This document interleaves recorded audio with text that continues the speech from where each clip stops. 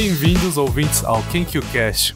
Aqui conversamos com pesquisadores brasileiros no Japão. Aqui é o Eiichi e serei seu guia para as entrevistas exclusivas com pesquisadores das mais diversas áreas, de ciências naturais a humanidades. Cada episódio vamos discutir as histórias por trás das pesquisas e dos desafios únicos enfrentados por esses acadêmicos apaixonados pelas suas áreas. Sem mais delongas, vamos para o pesquisador do dia. Nathan é bacharel em Química na USP e estudante de mestrado na Tokodai.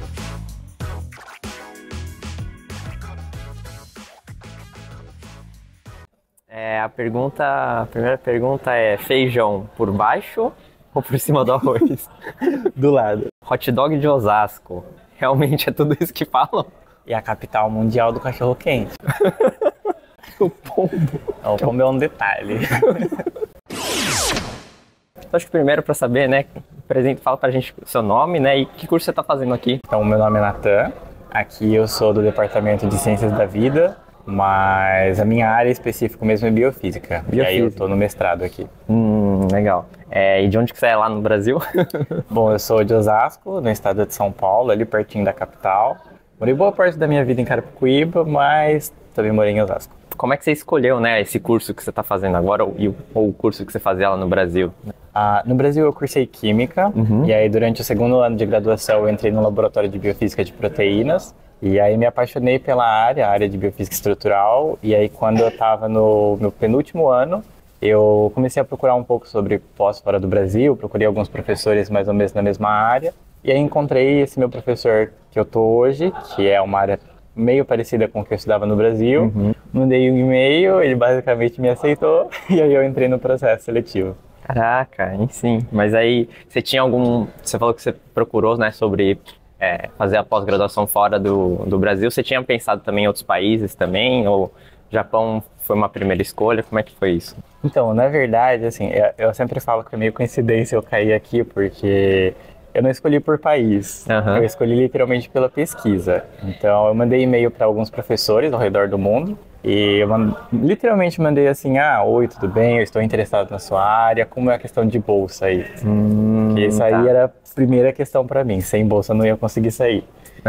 E aí, a bolsa do Japão foi a melhor opção que eu tinha e por ser também uma área parecida, acabei escolhendo vir para cá. Entendi. E aí quem te falou da bolsa foi o professor mesmo? Isso. Ele me mandou 3 opções de processo seletivo com as opções certinhas da descrição da bolsa. E aí a partir disso eu escolhi qual processo que eu ia prestar.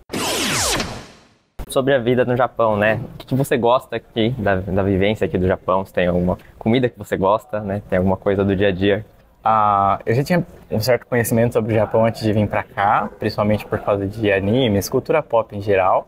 Assim, uma das coisas que eu mais gosto no Japão é esse contato com a cultura que eu sempre gostei antes, seja animes, música, etc. E quanto à comida, tudo que eu provei aqui praticamente eu gostei.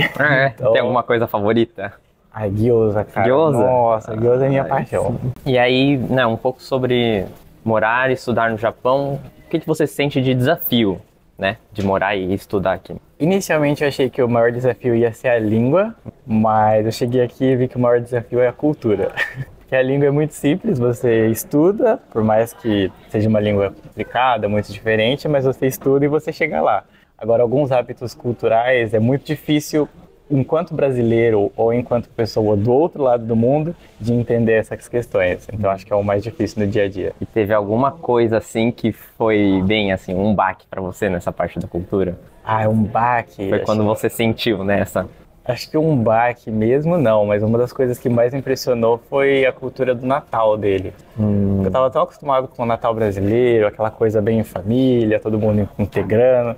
E aí chegar aqui e descobrir que eles têm a cultura de fazer date no Natal, encontros, isso aí me chocou muito, assim. E o que você acha deles comerem o frango no Natal? Porque cada um tem o seu peru, né? Beleza. E aí a gente queria saber um pouco da pesquisa, né?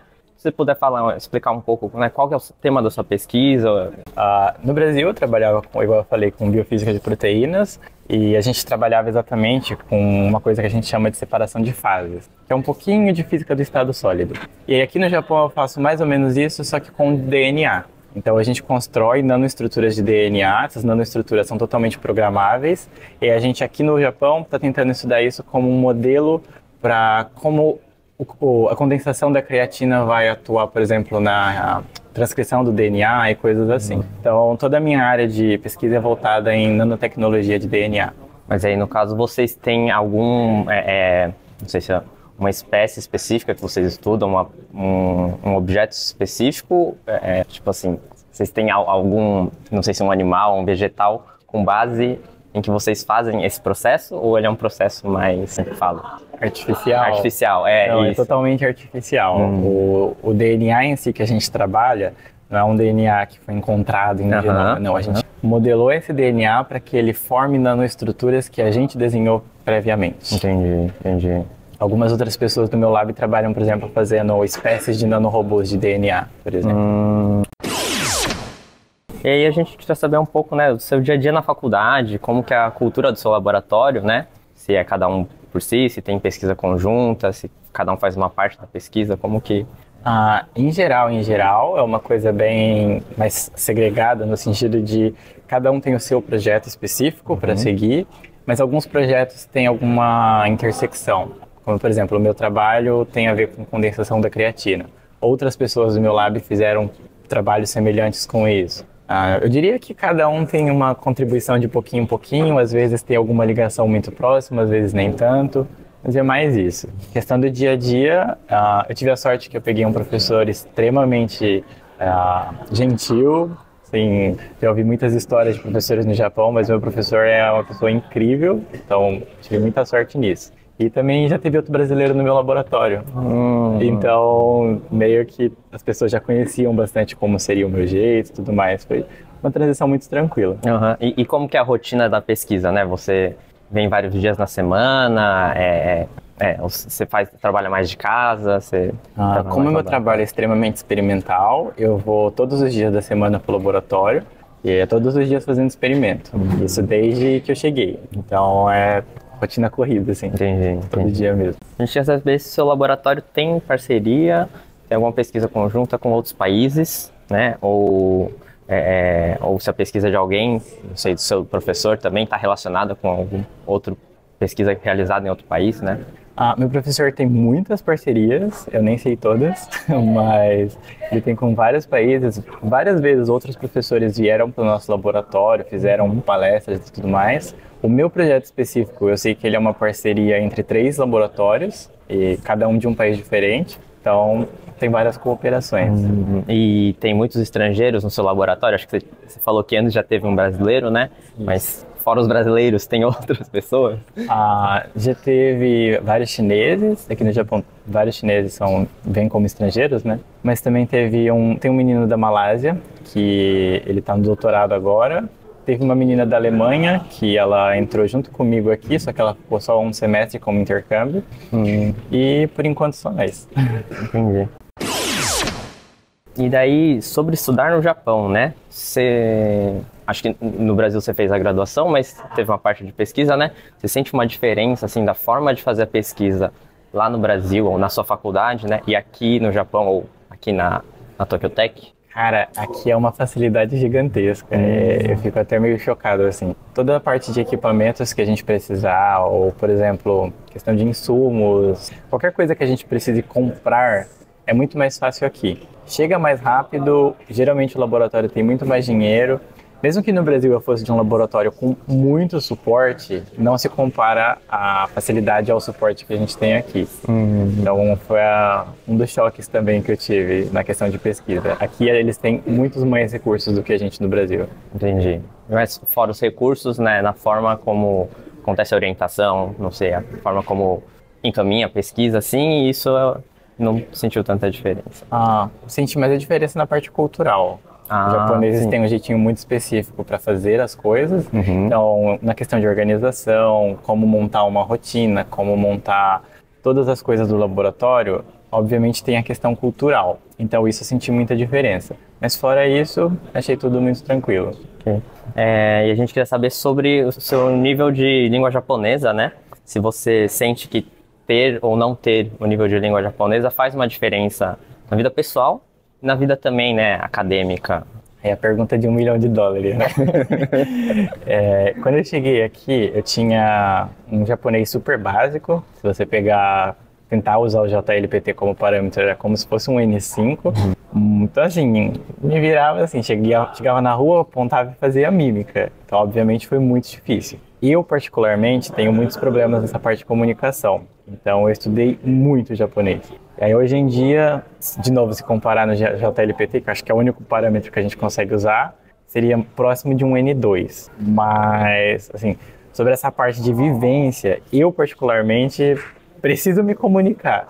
Então, na parte pessoal, a parte social, eu acho que o japonês é essencial, sim. Mas não saber o japonês não vai te impedir de vir para o Japão. Você consegue vir fazer sua pesquisa, vai conseguir viver normalmente, não é um impeditivo. Aproveitando, acho que encaixando com isso, as matérias que você tem no laboratório, matérias que você tem na pós-graduação, né, o seminário, também acontece em japonês, em inglês? Como é que... São todos em inglês. Todos em inglês. Mas o meu programa aqui ele tem uma peculiaridade. Eu entrei como University Recommendation e nesse programa, obrigatoriamente tudo é em inglês. Não tenho nem a opção de fazer em japonês. Então as matérias, relatórios, a tese, apresentações, todas as partes institucionais são obrigatoriamente em inglês, pelo meu programa. E aí, né, acho que um pouco mais sobre o dia a dia, né, o que você faz no tempo livre, né, no Japão?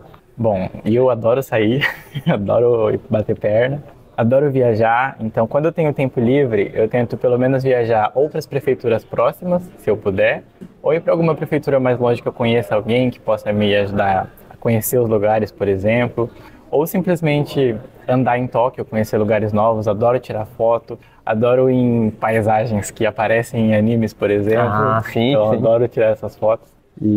Mas hoje em dia eu estou fazendo um arubaito em um restaurante de lamen, então tá um pouquinho mais complicado, não tenho tanto tempo, mas quando dá, adoro sair por aí. Depois da pós-graduação, a gente sabe que é uma coisa mais futuro, né? Se você já tem algum plano, aliás, né, para depois da pós-graduação? Outra pergunta de $1 milhão. Bom, meu objetivo final é assim, desde que eu entrei no ensino médio até agora nunca mudou, que é o de ser pesquisador.